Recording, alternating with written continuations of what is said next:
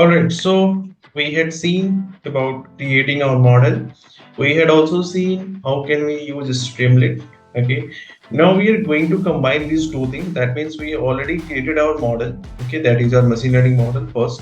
Second, it's like we also worked on the serialization and deserialization. It means what? How can we save our model and how can we load it back? Okay, these things we had seen. Okay, so as of now, what we did, what I did actually, I just created a folder. In this folder, okay, I just saved that pickle file. Okay, it's like here I created my pickle file. Okay, so either I can copy it from the location where it is being created, or I can just click here and can download it, and after downloading we can again store wherever location we want to store, right? So once we have the pickle file, okay, that we stored at a saved at a particular location in my folder, right?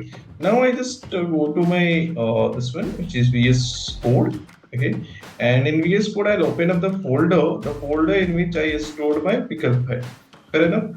That is in the D drive. This one, this is a folder. So I'll just select this folder so that I can easily access my artifacts. Okay, so what we need to do here, we have to basically deploy. Deploy means what? We have already our pickle file. We know how to create a Streamlit. So I'll just create a Streamlit application. Okay, so this Streamlit application will create in two steps. First, we are going to create a kind of a UI. Second, we will see how can we use that UI along with our pickle file. All right, so for that, let's try to create a new file. Okay, and this file I can give it a name as a loan app. Okay, loan app.py. Okay, this is simple name I had given over. This is a Python, right? Now since we are using Streamlit, so first if we do what, we have to import it, right? So let's import. We just import Streamlit and st. Fair enough. That's enough. Okay. Now next spelling should be correct. I guess their spelling is incorrect. Stream. Okay, now I guess it is correct. Like if it is incorrect, it will raise an error. We'll just rectify it, right? So first thing we will do what we have to create our UI. So for creating our UI, I'll create a main function, right? And in this main function, we'll just define a title first. So st.title.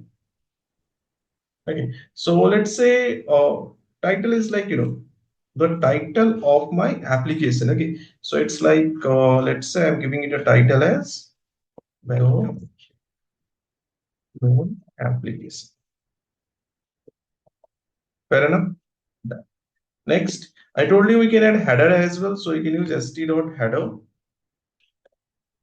Okay, so st.header we can just give it over here as what? It's like please enter your, okay, so here quotes we are giving at wrong place, so please enter.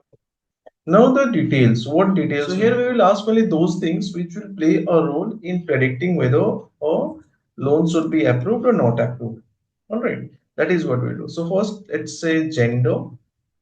Okay, this is what we are asking. Next, let's say married. Okay, I'm just putting few things in case if I miss something. Okay, I'll just re-add it. Thereafter, dependents. Right. Thereafter, we have a co-applicant income and then property area most probably. Right. So these are the things required, right? Now, few of them we can just add as a select box or numbers kind of thing, right? Like for example, gender. So it's like st dot select box, right? So what are the box information that I should give over here? It's like obviously I have to give the first thing. Oh, I place copilot button. Sorry. Okay, here I need to use gender, the first parameter, and second parameter I have to give what the values, okay, that I want, right? So let's say here I'll give over here male. Spellings are very important, so please do take care. Okay, like that value will be selected. Okay, so these are the select box for the man. Then same way, let me just use wherever select box is required. I'll just make the required change. In the dependents also I can do it. In education also I can do it. Then after here also I can do it. Okay, here I can take the user input. Loan amount can be a number, right? Loan amount term can be a number input, right? It's fine. create history, and property area can also be select box. These guys can be select box, right? So here it's like married. I can do what? It's like married here, married, right? So married is given in the data, or we had used it as yes and no. Okay, so just creating the kind of an interface where user can enter their details, right? Then dependents, we can do what? Let's say I'll do dependents. Okay, so dependents are, I guess, we have four options: 0, 1, 2, 3, 4, right? So according to that, I'll give it over here 0. So now this is done. Thereafter, we are going for the education. So for education, we have what? We have two things, I guess, graduate and not graduate, most probably, right? So I can just use education. Okay, here we can use what? Graduate. If you want to cross check, you can check it like this as well, right? Fine, you can see. So 0 to 3, here we have graduate and not graduate, right? So I'll just copy this entity, okay, and thereafter I can paste it over here. It's easy for me to do, right? So education,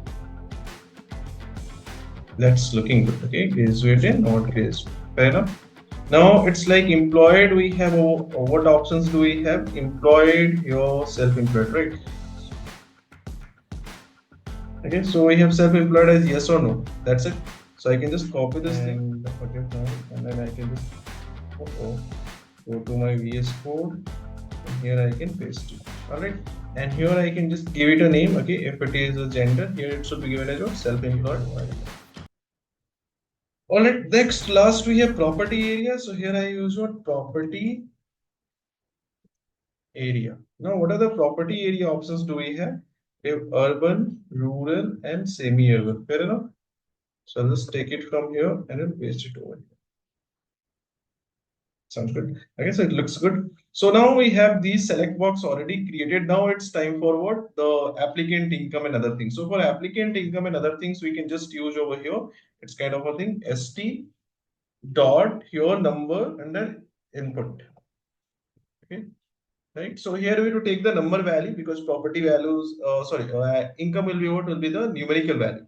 Right. So here number input and I can just give it over here as what? Applicant income. And same thing we will do for others as well. So I'll just copy the same thing because these are the numeric entity. Okay. Okay. Only the parameter, kind of the name over here it is changed. It is the applicant income. Thereafter it is a co-applicant income. And thereafter we have a loan amount, right? So here I can just give a loan amount. Thereafter it's like loan amount term. Okay. Thereafter we have credit history. Okay. So these are the things we already created. Okay. Now what we can do, we can just add a kind of a button as well over here. st dot button st dot button. Okay. So the button can have the option over here. We can just give a text like, as of now this button will do nothing, but later on we'll make this thing to trigger the predict function. Okay. So now this is my button. Okay. Now after the button we can do what? We can just write over here if, so that when this file will execute, this main function should get triggered. So if double underscore name double underscore is equals to main. Okay, that means what? That means I want you to trigger what? Main function. So I hope this thing will work. Okay, how can we check? Let's see, before kind of using our artifacts, or because before it's like using our what is that? The PKL file, we should check whether our interface is working or not. So for checking this thing, it's like I can go to this part where I have created it, right? Let's try to run over here command prompt. Okay, and in that command, after running command prompt, just try to run over Streamlit, isn't it? Streamlit run what? Loan app.py. Everything should be correct. I guess it's asking for some email ID and all. So let's give an email ID info@. Okay, all right. So it shows that I'm running at this URL, right? So you can just click on this URL or you can just copy this URL, right? Let's say, all right, and let's paste it over here. Let's see if we get something. All right, so you can see we are getting some output, but yeah, we did one small mistake. It should be double underscore main. That's why it took little time to execute. Okay, this is a correct way of doing it right now. It's like now again, let's check it out over. It's working. So now if you see, we have a select box which is showing male female selection, married yes no selection, dependents over here, okay, 1 2 3 kind of thing, graduate options are there, okay, self-employed option we are getting no, yes, okay, so self-employed we are getting something like this, okay, this is not looking better. So let me just check it out over here, self-employed, okay, here, okay, the comma is missing over here, so let me just keep the comma, save it, refresh it. Okay, so now let's say self-employed. Now it's better. Okay, here I can add a numeric,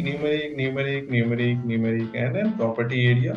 The problem is same, I guess. Let's check it out. Property area, it should be comma given over here, right? Okay, so here it's like now it should work. So now everything is working full, right? Only, okay, now we have a button as well. If I click on predict, it should give me the predicted value. But as of now, it is not giving you the predicted value. The reason we have not kind of made a connection with the pickle file and the Streamlit file, right? That is what we have to do. That's we will do in the next video. So stay tuned. Just create this thing. I'll attach this code file with on the GitHub. Again, share the link in the description. Please go through it. Okay, and again we'll meet in the next video and we'll complete this whole project. All right. Thank you, everyone.